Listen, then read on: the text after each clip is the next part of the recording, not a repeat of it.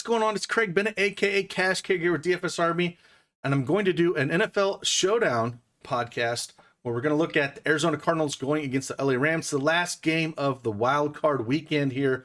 Had a big weekend here at DFSArmy. If you saw in the thumbnail, had two big wins this weekend where Styles, longtime DFSArmy VIP member, took down $76,000 on Saturday Night Showdown.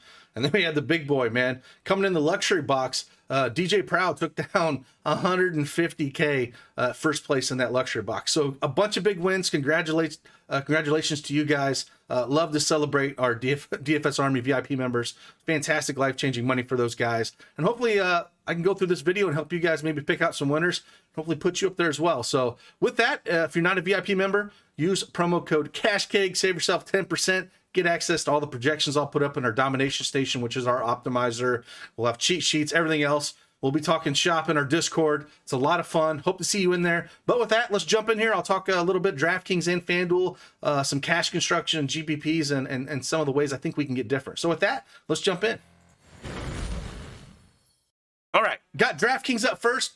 But before we start with this, hit that thumbs up button for me. Lets me know you want me to keep doing these videos. Subscribe to the channel, and hopefully hope you win some money today. But with DraftKings, all right.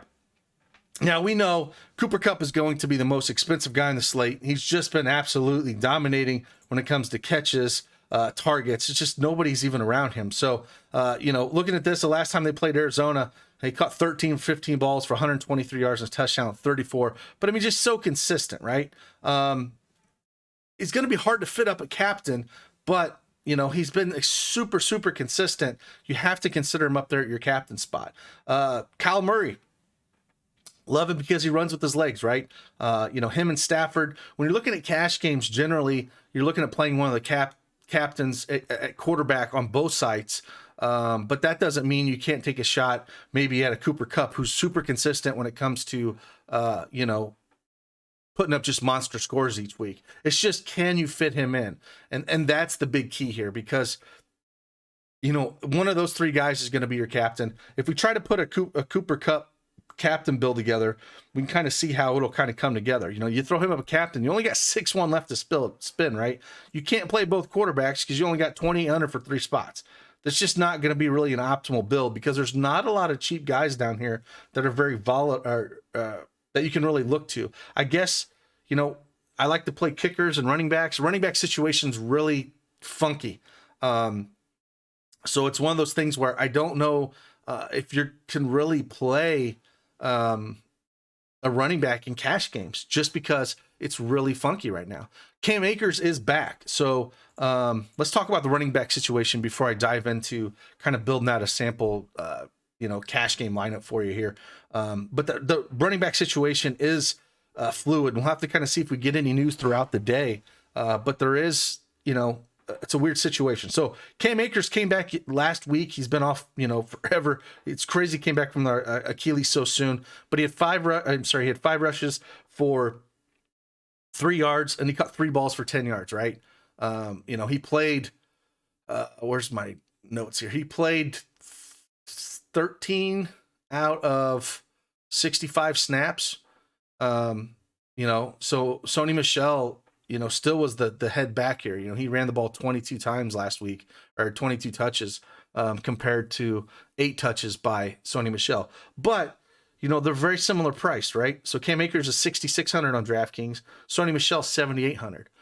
Well, we can kind of look at the Tampa Bay situation that we saw just yesterday, where Gio Bernard came back, and he was basically the guy. And Vaughn still got work, don't get me wrong, but Gio played way more than we thought he would coming back from injury.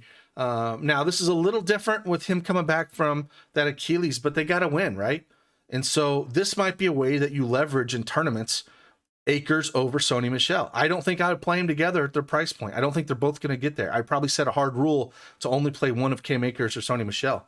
However, it doesn't mean that you can't, go overweight on Cam Akers, because he's not going to project very well, because it's your guessing game how many touches he's actually going to see. He's by far the most talented back, and if he gets through this game, we're probably going to see the workload increase. But with any kind of fantasy, you have to kind of jump, you want to be first. You don't want to be, lagging behind in this. but with that comes risk. So it's really hard for me to play any of those guys in cash games because of that situation and not really knowing what's going on. On the flip side here, James Conner is probable. He should play today. But at 9,400, it's tough. It's a tough tag to pay for him. You should see a lot of the rushing work, but then the passing work's going to come, down here for Edmonds. So if I was going to play one running back here, it'd probably be Chase Edmonds. If we feel like the Rams are going to get up here in this game and they're playing catch up, then Edmonds is in your game script because he's the guy that's going to get the third down work, and he's going to one that's going to get a lot of the passing work. Where he saw 5 receptions for 29 yards in week 17. And 16, 8 for 9. So he's the kind of guy that I'm looking for. I don't want to pay up for Connors unless you have a game script where Arizona is just running it down the throat of, the Rams, and then I wouldn't play Kyle Murray in that. So, but in cash games, I think I look at playing, if you're playing a Cooper Kupp, maybe go Edmonds and don't play these other running backs just because it's so hard. Like I could see Sony Michel and Akers splitting carries. Or I could see maybe Akers going 60-40 to Michelle, and I definitely wouldn't want to play Michelle. So that is where I risk a little bit here. But yeah, Cooper Kupp, we throw Edmonds in this lineup. The other situation we have with Arizona is, we have no Nuke. No, Hopkins is not going to play here. And we don't have any, Rondale Moore is questionable. So if Rondale Moore sits again, then I don't mind taking some shots down here at Wesley. Wesley's 1,800. He kind of gives you some salary consideration if you need a cheap guy. He's the third wide receiver behind Kirk, and AJ Green. So he's a guy that we can consider. Again, Zach Ertz, he's just a target monster since, coming over from Philly. And with Nuke going down, 10, 9, 13, 11 targets here.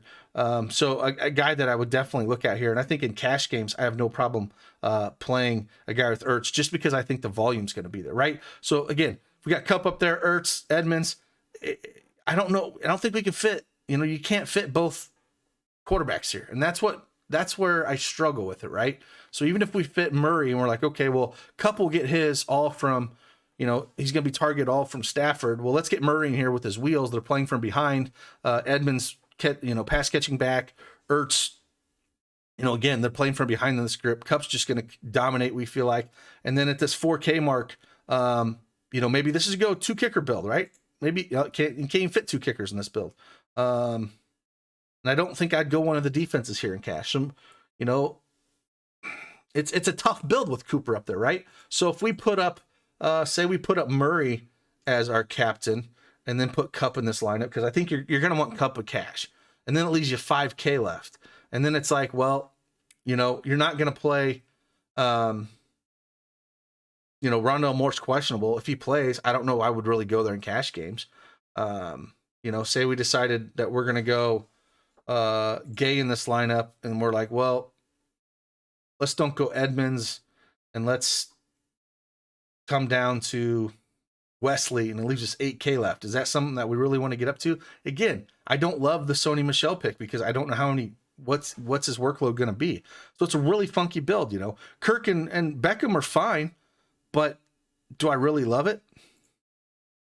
So if we come back over here, again, use Edmonds again, that 4,800 spot with Murray up there. Maybe we just do the double kicker build and get some set points, if we look at Matt Gay here, last time he played the Rams, he put up 14 DraftKings points.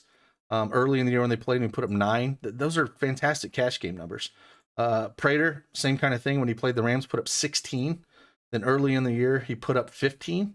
So again, you take those things. So if you want to play double kicker build with Murray up top, Edmonds, Ertz, and Kupp, I don't mind that. If you want to go, Stafford instead and see what else you got. But I just prefer Kupp. I think Kupp outscores him. I just kind of like this build a little bit better with Murray up there if you're going to cash games. So let's talk about tournaments a little bit. Like I said, I think getting overweight on getting overweight on Cam Akers in your flex is the way to go over Sony Michel. Or maybe you just completely fade Sony Michel at that price and go heavier with these guys down here. But when it comes to captain pieces that if you want to take to get some of these high price guys in, and you're taking a shot at some of these lower guys, I have no problem if Wesley gets a long bomb, he lets you fit anything you want. You throw Wesley in here, he lets you get Kupp, Murray, Stafford, right? Easily. Like you can fit all these guys in. You can fit Ertz in. You got 6,100 left. You can play whoever you want. Then you can play a Higbee or an AJ Green in this lineup. So if you're trying to fit all the studs in, Wesley is my favorite, like low-owned tournament play captain at that price point with his upside that he has, because he does have upside. We saw it in Dallas. He got 2 touchdowns. Only 5 targets, but caught 4 balls. If he puts up 20 DraftKings points at 1.8K with no more, he's going to be in the nut lineup because those other guys are going to produce. So it's one thing to consider when you're building out your lineups. I wouldn't put a kicker up a captain, but we saw some of those major points, man. If we got another 16-point performance out of those guys, it wouldn't surprise me. I am not going to play the defense as a captain. This is not the slate to do it. I wouldn't look at that. Higbee is a guy that's, put up some big numbers in San Francisco. They could start looking at him a little bit more.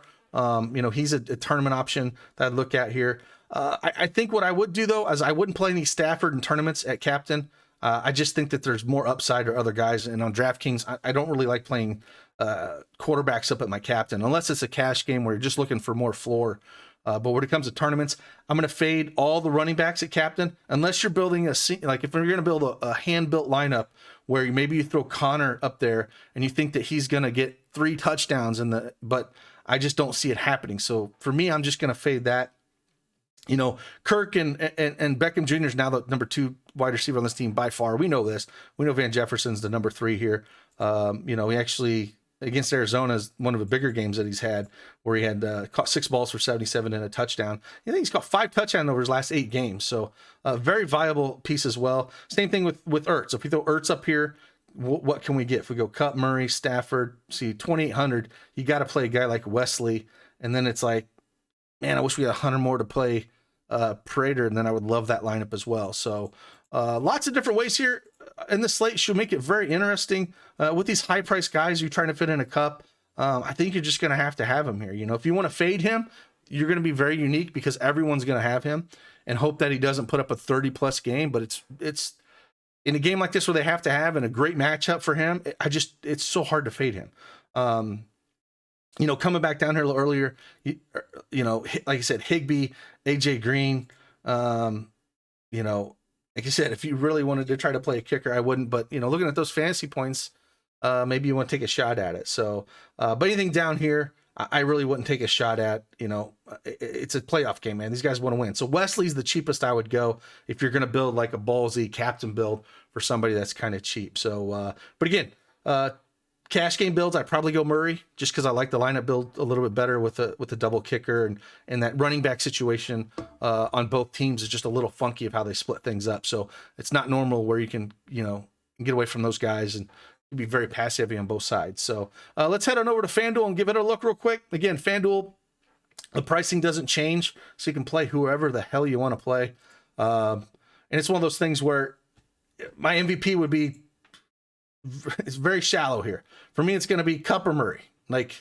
I think that's where I'm probably landing on most things.